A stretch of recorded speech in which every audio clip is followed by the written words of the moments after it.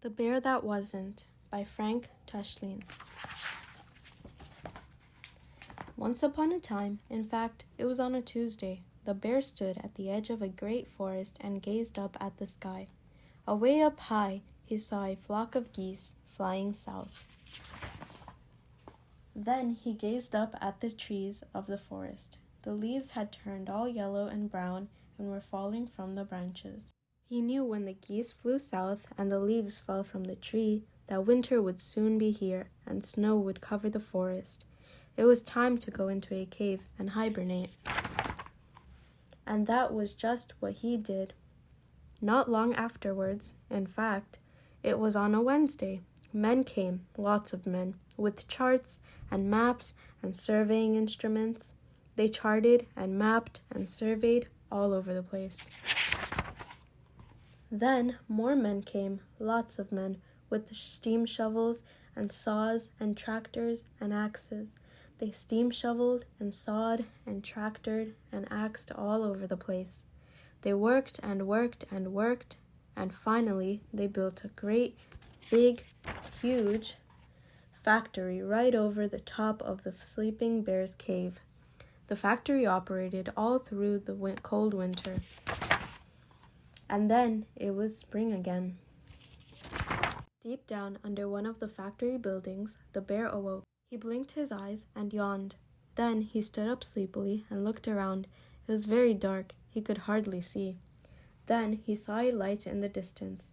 "Oh, there's the entrance to the cave," he said, and yawned again. He walked up the stairs to the entrance and stepped out into the bright spring sunlight. His eyes were only half open, and he was still very sleepy. His eyes didn't stay half open long. They suddenly popped wide apart. He looked straight ahead.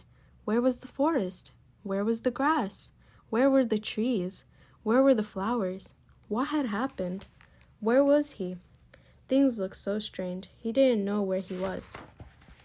But we do, don't we?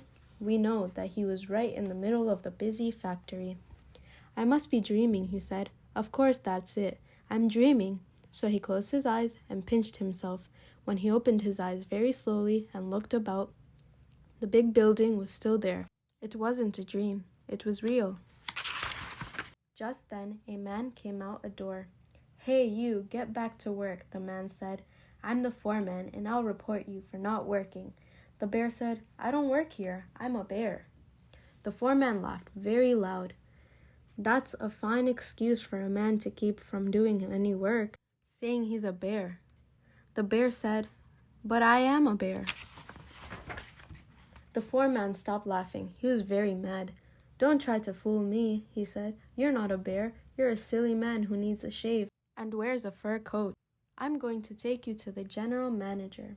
The bear said, "No, you're mistaken. I am a bear." The general manager was very mad too. He said, "You're not a bear. You're a silly man who needs a shave and wears a fur coat. I'm going to take you to the third vice president." The bear said, "I'm sorry to hear you say that. You see, I am a bear." The third vice president was even madder. He got up out of his chair and said, "You're not a bear. You're a silly man who needs a shave and wears a fur coat. I'm going to take you to the second vice president." The bear leaned over his desk and said, "But that isn't true. I am a bear, just a plain, ordinary, everyday bear." The second vice president was more than mad, or madder. He was furious. He pointed his finger at the bear and said, "You're not a bear. You're a silly man who needs a shave and wears a fur coat. I'm going to take you to the first vice president." "Who, me?" the bear asked. "How can you say that when I am a bear?" The first vice president yelled in rage. He said, "You're not a bear. You're a silly man who needs a shave and wears a fur coat. I'm going to take you to the president." The bear pleaded, "This is a dreadful error, you know, because ever since I can remember, I've always been a bear." "Listen," the bear told the president, "I don't work here. I'm a bear, and please don't say I'm a silly man who needs a shave and wears a fur coat, because the first vice president and the second vice president and the third vice president and the general manager and the foreman have told me that already." "Thank you for telling me," the president said. "I won't say it, but that's just what I think you are." The bear said, "I'm a bear." The president smiled and said, "You can't be a bear. Bears are only in a zoo or a circus. They've never inside a factory, and that's where you are, inside a factory. So how can you be a bear?" The bear said, "But I am a bear." The president said, "Not only are you a silly man who needs a shave and wears a fur coat, but you are also very stubborn. So I'm going to prove it to you, once and for all, that you are not a bear." The bear said, "But I am a bear." And so they all got into the president's car and drove to the zoo.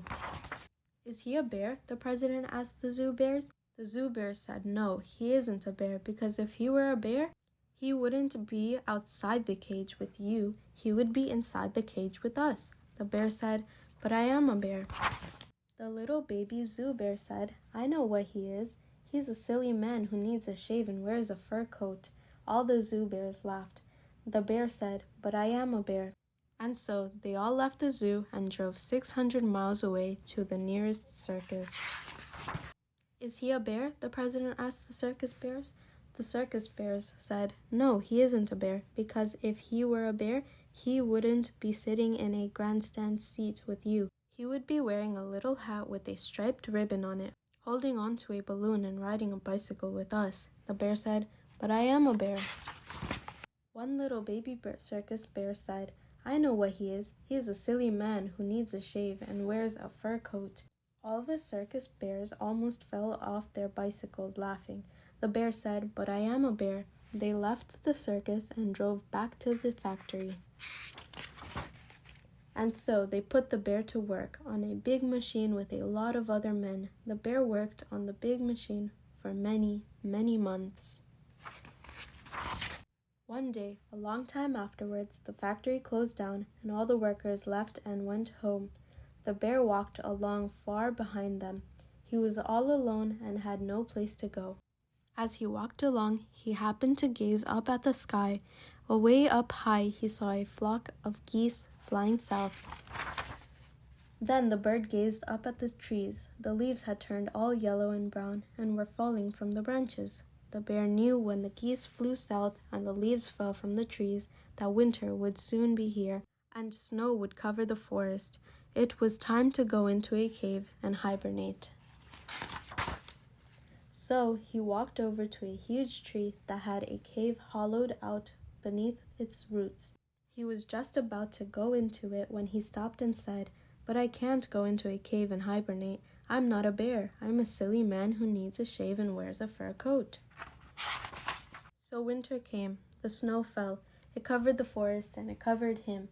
He sat there shivering with cold, and he said, "But I sure wish I was a bear." The longer he sat there, the colder he became. His toes were freezing, his ears were freezing, and his teeth were chattering. Icicles covered his nose and chin. He had been told so often that he was a silly man who needed a shave and wore a fur coat that he felt it must be true. So he just sat there because he didn't know what a silly man who needed a shave and wore a fur coat would do if he were freezing to death in the snow. The poor bear was very lonely and very sad. He didn't know what to think. Then he suddenly got up and walked through the deep snow towards the cave. Inside, it was cozy and snug. The icy wind and cold, cold snow couldn't reach him there. He felt warm all over. He sank down on a bed of pine boughs, and soon he was happily asleep and dreaming sweet dreams, just like all bears do when they hibernate.